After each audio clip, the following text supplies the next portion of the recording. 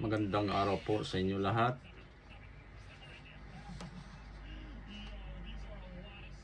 Natapos na po natin discuss ang rapture, no? Salitang rapture. Ngayon po, pag-aralan natin po ulit ang susunod na ang topic po natin ay ang ano ang mangyayari pagkatapos ng rapture. Ano ang mangyayari pagkatapos ng rapture?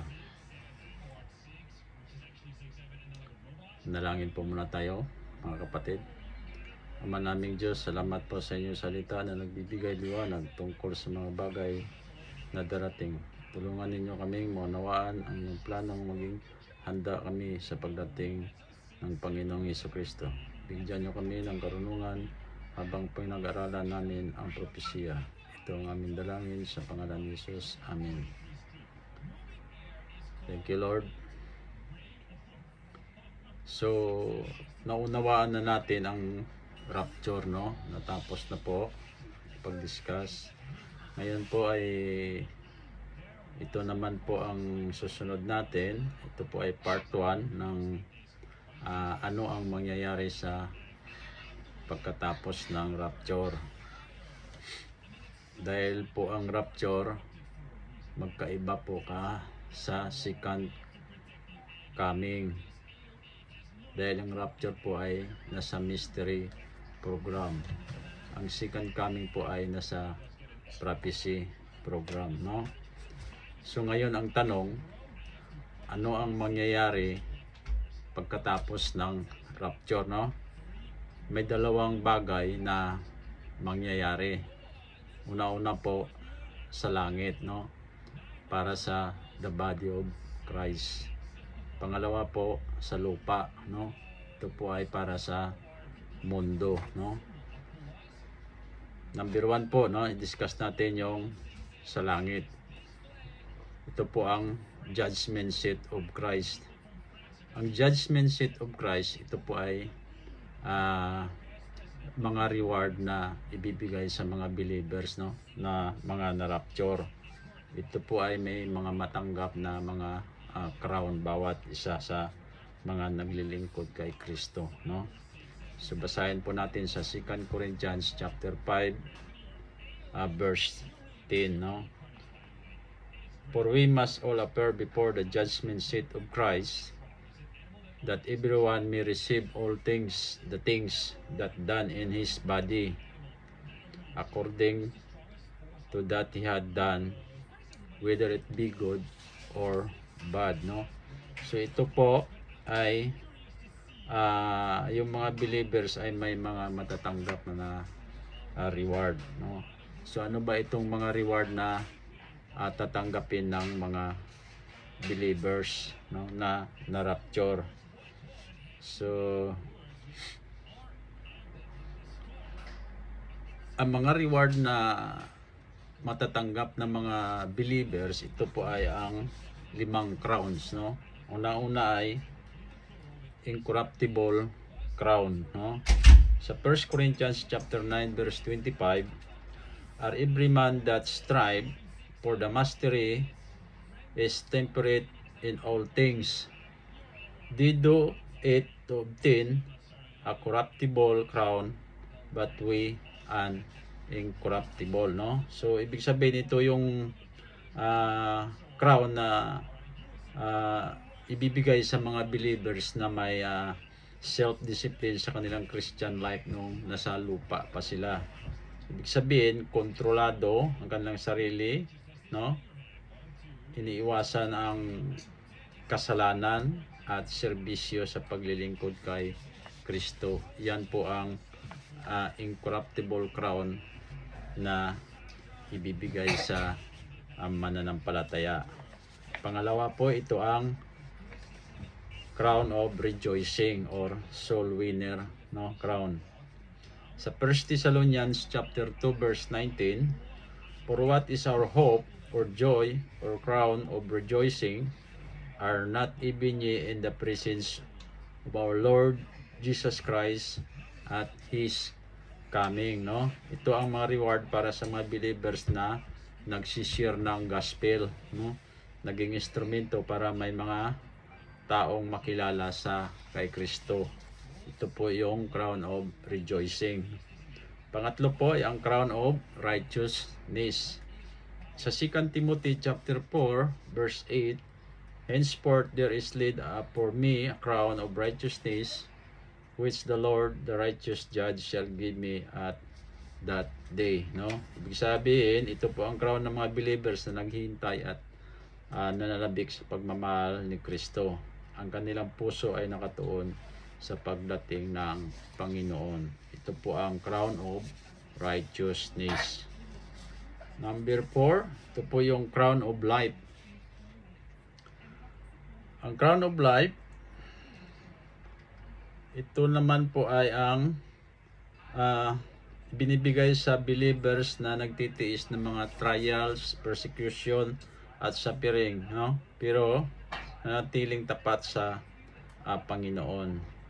Sa James chapter 1 verse 12, blessed is the man that endured temptation, for when he is tried, he shall receive the crown of life, no? Ito po ang mga believers na nagtitiis o na-persecute, nagtitiis hanggang wakas, no? Ganyan ang crown of life. Crown of glory, ito naman po ay mababasa sa 1 Peter chapter 5 verse 4, and when the shepherd shall appear, ye shall receive the crown of glory that faded not away, no?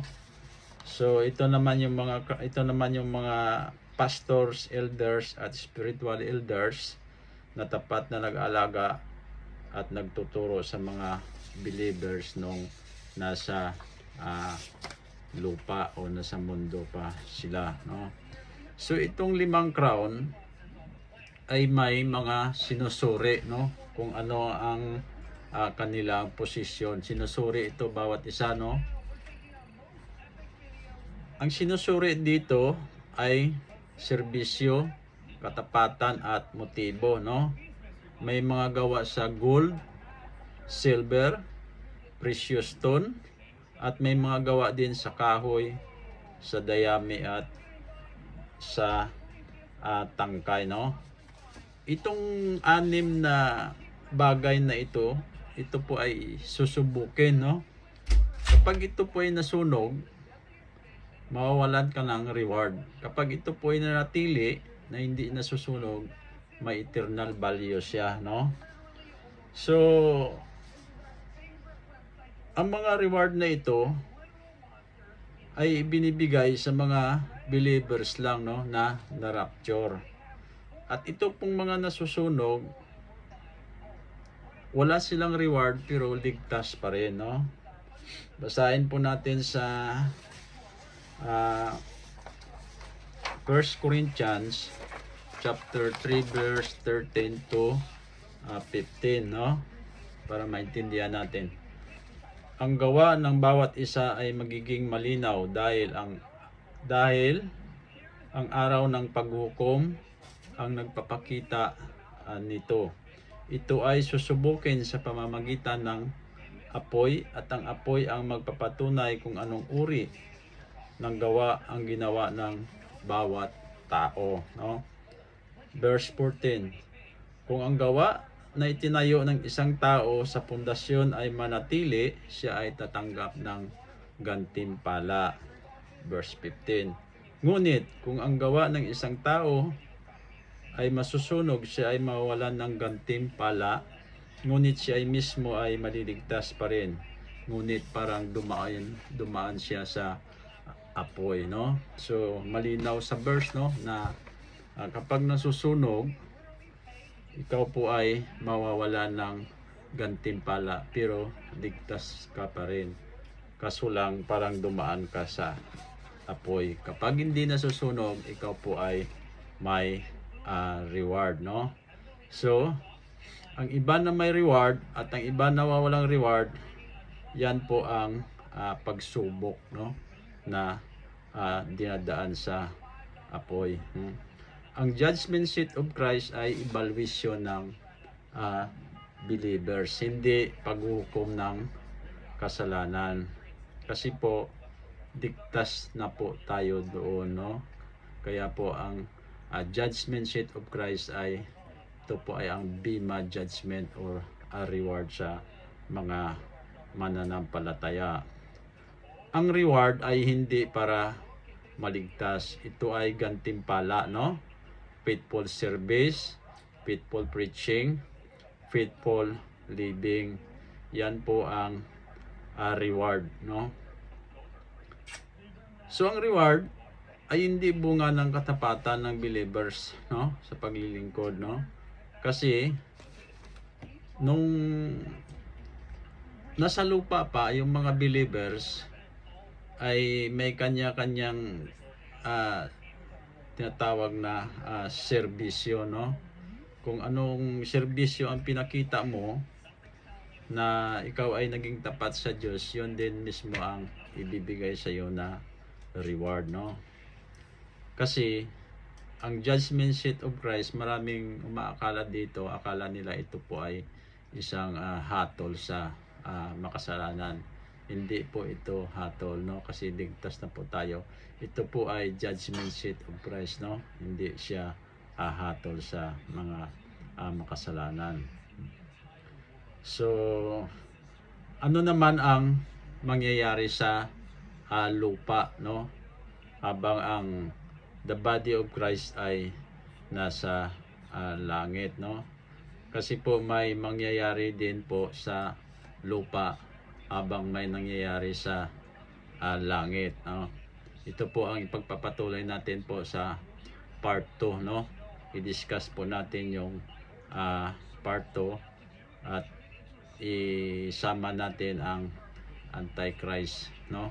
Kasi sa part 2 po ay kasama na po ang rise Antichrist, no? Ang paglitaw ni Antichrist, no?